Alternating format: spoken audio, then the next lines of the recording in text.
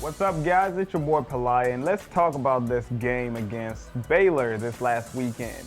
Now, if you were a defensive-minded person, you might have enjoyed watching maybe about 3/4 of that game, and not so much the fourth quarter because that's when the Baylor offense put up 2 touchdowns.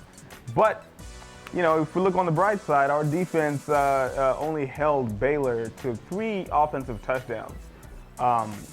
Bryce Petty had one of his worst first half performances because our defense was playing that good. But see, the thing about it is the offense was not really scoring. We weren't finishing drives and putting up points. At one point, we were at the half-yard line and didn't score, fumbled, and Baylor got the ball back. So those kind of things aren't really going to work out in our favor because essentially what we're doing here is asking our defense to pitch shutouts every single game if we're going to have a chance to win. And that's the chances of that are pretty slim to none. So that's what happened Saturday. So so going back to the Baylor game, we were able to hold Baylor's offense, that high-powered offense, we were able to hold it off from scoring the entire first half. The only score they got was off of that blocked field goal, which I still don't know why we went for that field goal to begin with.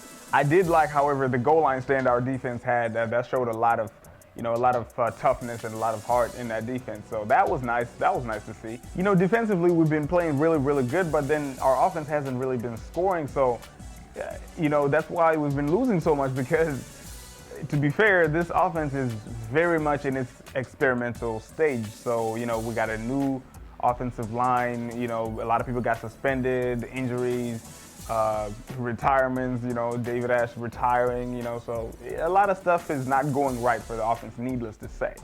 Despite all that, we were able to move the ball, though. You know, we got a few first downs, which was a good sign.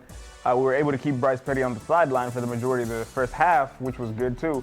We just weren't scoring. That's the bottom line. We just ended up not scoring. Even John Harris was having a good game, you know, catching passes, but we just weren't scoring, which is the ultimate goal, right? I mean, even special teams did pretty good too, but I mean, nothing too special from there. The only thing that's going to be remembered from this game, from the special teams, is that blocked field goal that resulted in a Baylor touchdown. So even though, they did okay, especially covering punts, everybody's just going to remember that blocked field goal that led to the touchdown. Now, going to the OU game next week. Woo! I really don't know. OU does have a little bit, a little vulnerabilities, but if we were a team that could capitalize on those things, then I would say we're going to win that Oklahoma game. But because we can't seem to close, I still don't see us winning this game against OU next week, that Red River Shootout. But right now, when you look at the schedule, I'm even dreading that it might even end up being just a 3 or 4 win season for Texas.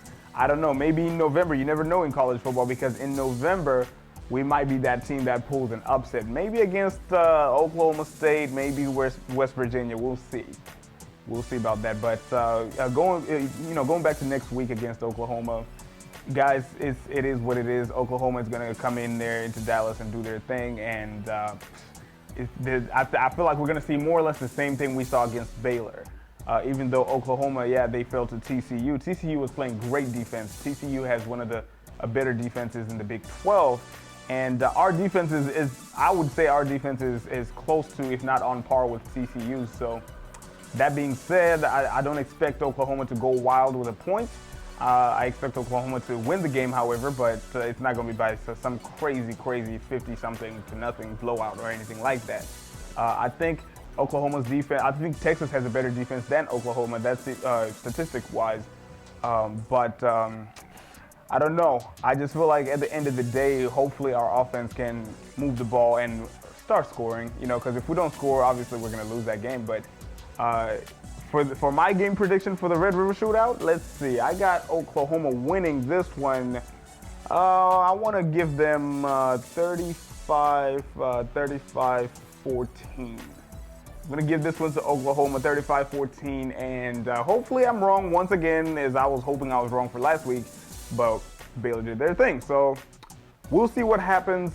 Keep it logged. We'll talk about it next week after it's all said and done. Hook 'em horns. See you guys next week.